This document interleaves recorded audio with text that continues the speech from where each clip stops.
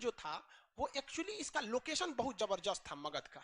मगध में तो पहला वंश था हरियंक वंश, देखिए ना, हरियंक वंश ये था, हरियंक वंश, इसने ही अपना इतना बड़ा एरिया कर दिया। उसके बाद शिशुनाग आया, ये सब छोटा छोटा बढ़ाते गए सब छोटे छोटे एरिया को। अब महापद नंद आया तो कलिंग को भी जीत लिया, और ये पूरा एरिया किसका हो गया? मगध का हो गया, पूरा एरिया मगध का। मगध के पास नदियों की कोई कमी नहीं थी, जिस वजह से भूमि उपजाऊ थी और कृषि अच्छा होता था, राजा के पास पैसा था। झारखंड वाला एरिया भी मगध में ही आ गया था, कोयला लोहा हाथ सब चीज वहां से मिल जाता था, हाथी के दांत लकड़ी हर चीज मिल जा सकता था।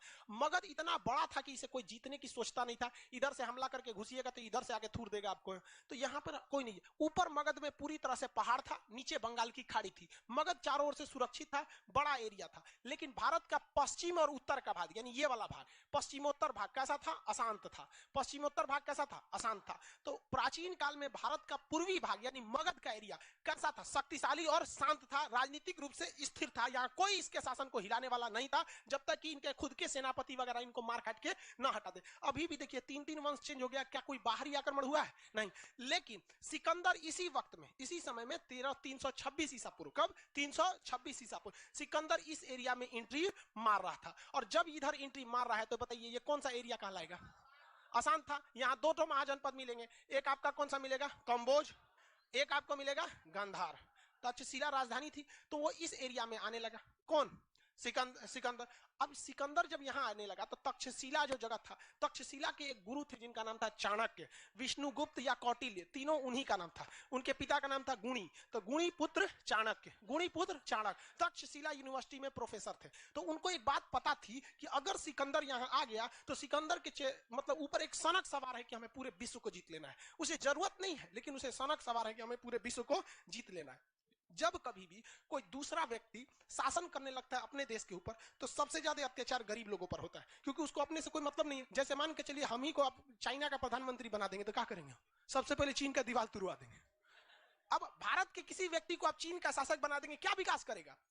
जिस जमीन पे आप पैदा नहीं हुए हैं, कभी भी उस जमीन से प्रेम हो ही नहीं सकता है। यहाँ पर क्यों जमीन से प्रेम हो जाता है? बचपन से हम लोग उस जमीन की मिट्टी खाए होते हैं, मिट्टी खा खा के बड़े हुए ना, इसलिए इससे प्रेम हो जाता है। इसलिए हम इसके बारे में कभी गलत ही नहीं सोच सकते। सोचा सिकंदर आएगा भारत में, खुद तो करेगा नहीं, अपना कोनो स्टाफ बैठा देगा, कहेगा हमको यहाँ से 1 लाख रुपया भेजना, तो वहां से 2 लाख रुपया वसूलेगा, अपने कमाएगा, बहुत बर्बादी होने लगता है ना। तो ये बात किसको पता चल गई? चाणक्य को, कि सिकंदर एंट्री मार चुका है। सिकंदर चाणक्य ने तक्षशिला, ये जगह कौन था भैया? तक्षशिला।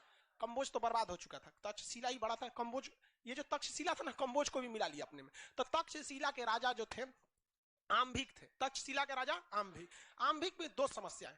आम्भिक एक डरपोक शासक था, बहुत ही योग्य नहीं था। दूसरा, इससे थोड़ा अय्यास बहुत बड़का था। इससे थोड़ा ये सब मराया है सब यही चक्कर में, सबको समझे में नहीं आता है इसे। तो इसको मतलब डेली कोई ना कोई इसको पसंदे आ जाती थी।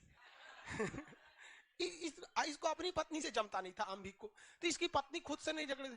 अब जब कभी भी फैमिली में झगड़ा होता है ना, जब कभी भी फैमिली में झगड़ा होता है तो फिर बहुत बड़ा प्रलय आता है, बहुत दिक्कत हो जाता है, व्यक्ति का विकास रुक जाता है। क्योंकि सड़क पे पड़े कितने भी कंकड़ हो आपके कदम नहीं रोक सकते हैं, लेकिन एक छोटा सा कंकड़ आपके जूता के अंदर चला गया ना तो एक कदम आगे नहीं बढ़ने देता है। इसलिए समाज में कितना भी खटर पटर हो, आपको विकास कोई नहीं रोक सकता है। लेकिन आपके अपने परिवार में कभी माँ बाप में झगड़ा हो जाएगा, चाचा से हो जाएगा, भाई बहन में हो जाएगा, आपका घर का विकास कभी नहीं हो सकता है। और ये हिंदुस्तान के लगभग 50% घर की समस्या यही है, सबसे बड़ा समस्या यहाँ पे। लड़ेगा सब अपने में, हद है यार। देखेंगे ना, अब मम्मी पापा में झगड़ा होगा, बताओ, बुढ़ो सब झगड़ा करके बैठा है सब।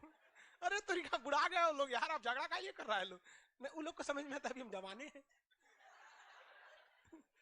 अब भाई इसमें गलत ऐसा कोई नहीं होगा जिसमें आप लोग में मम्मी पापा में झगड़ा नहीं होता हो, लेकिन किसी किसी में ईगो बना लेते हैं।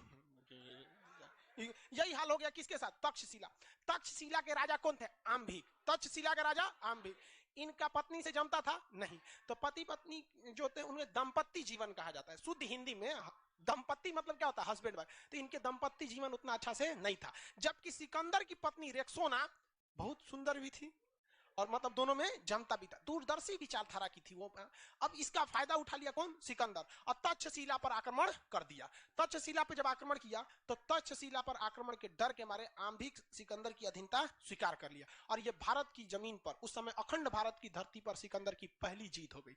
और आंभिक यही नहीं रुका, चोट्टा उसने कह दिया कि आप आगे बढ़िए, और यहाँ सिंध का राजा पोरस जो है, पोरस को हराने में हम आपका साथ देंगे। तो पोरस को मारने में खुद भारत का राजा आंभिक था और सिकंदर की फौज थी। सिकंदर की फौज ने जितनी बुरी तरह से पोरस को नहीं मारा, उससे बुरी तरह से उसकी सारी सूचनाओं को लीक कर दिया गया। किसके थ्रू? आंभिक के थ्रू, तक्षशिला के राजा आंभिक। और पोरस को भी क्या कर दिया गया? हरा दिया गया। और पोरस को जब युद्ध के मैदान पर हराया गया तो पोरस को उसको रथ से घसीट के लाई सिकंदर की सेना, सिकंदर के सामने खड़ा किया गया। सिकंदर ने बोला कि देखो तुम क्या चाहते हो, मेरे घुटने टेक दो, हमें तुम्हारी जिंदगी बकस देंगे। कहा कि काट दो, हमको ऐसी थूकी हुई जिंदगी नहीं चाहिए, आंभिके को दे दो, वहां पर नहीं रहना हमको ऐसे किसी के भीख पे पलना। तो बहुत खुश हुआ सिकंदर, बहादुर ही बहादुर की इज्जत करता है वहां पर, बहुत खुश हुआ। और सिकंदर की पत्नियों खुश हो गई। तो सिकंदर को कहा कि रे ते काय खुश हो रही है रे, डबल बॉन्ड बनाएगी क्या? राखी बांध, राखी बांध, राखी।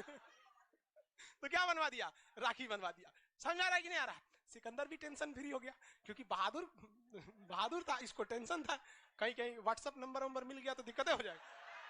तो अब पोरस को कहा गया कि देखो हम तुम्हें एक राजा की उपाधि देते हैं, तुम्हारा सब कुछ तुम्हारी वीरता को देखकर लौटा देते हैं, बदले में तुमसे एक ही चीज मानते हैं, जब तो हम आगे की ओर आक्रमण करेंगे। किधर की ओर? मगध की ओर, क्योंकि अब मगध इतना आगे आ चुका था, तो तुम हमारी क्या करना? मदद करना।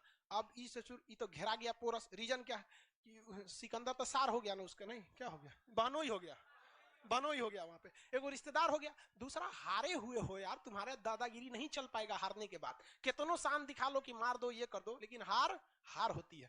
तो मजबूरी में अब पोरस, आंभिक दोनों और सिकंदर तीनों की अब भूमिका किधर थी आगे बढ़ने के लिए?